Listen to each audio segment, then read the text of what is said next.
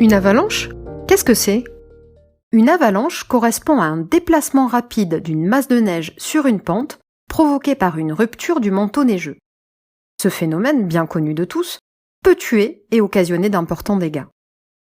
C'est un des phénomènes naturels les plus meurtriers en France. Chaque année, plus de 20 décès en moyenne sont causés par des avalanches.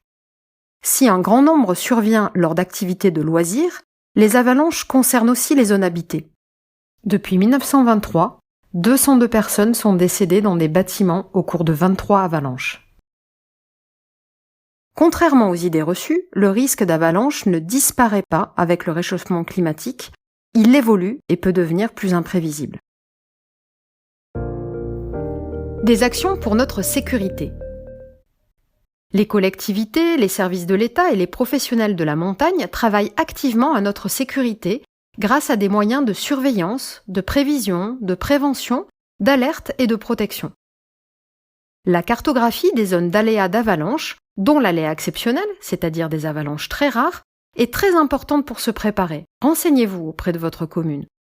Cette cartographie fournit des données pour s'informer sur l'exposition des bâtiments, notamment dans le document d'information communal sur les risques majeurs, dit CRIM et par affichage public, adapter la réglementation et l'organisation du territoire, réduire la vulnérabilité des bâtiments concernés, se préparer en planifiant l'organisation et la gestion de crise dans le plan communal de sauvegarde et les plans spécifiques aux établissements recevant du public et aux entreprises, et s'exercer aux mesures à prendre en impliquant la population, compréhension de l'alerte, évacuation ou confinement en période de crise.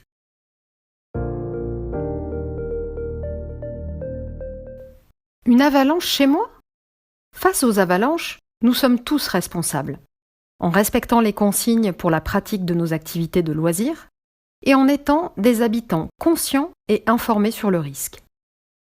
Si j'habite de façon permanente ou pour les vacances dans une zone exposée aux avalanches, en prévention, je consulte l'état des risques fournis dans le cadre de l'obligation d'information des acquéreurs et des locataires, y compris saisonniers, ou auprès du propriétaire si je suis locataire. Je me renseigne en mairie sur le DICRIM, document d'information sur les risques majeurs, sur l'existence d'une cartographie à jour des risques qui permet de préciser l'exposition aux risques. Je consulte le document d'urbanisme de ma commune et le plan de prévention des risques avalanches, PPRA, s'il existe, en identifiant les mesures applicables à mon habitation. Je me prépare à faire face au sein de mon foyer. Un plan familial de mise en sûreté, PFMS, et un kit d'urgence serviront notamment en cas de confinement et d'évacuation.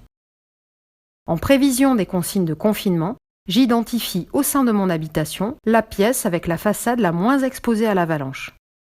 En prévision des consignes d'évacuation, j'identifie le lieu de confinement le plus proche défini par la mairie. En cas d'alerte avalanche, je ferme les volets et les portes et je m'en éloigne. J'écoute la radio, je n'évacue que sur ordre des autorités. Après une avalanche, je m'informe en écoutant les consignes données par la radio et les autorités.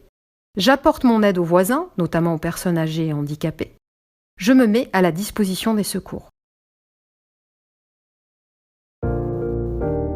Citoyens, élus, services de l'État, n'attendons pas la prochaine avalanche pour agir.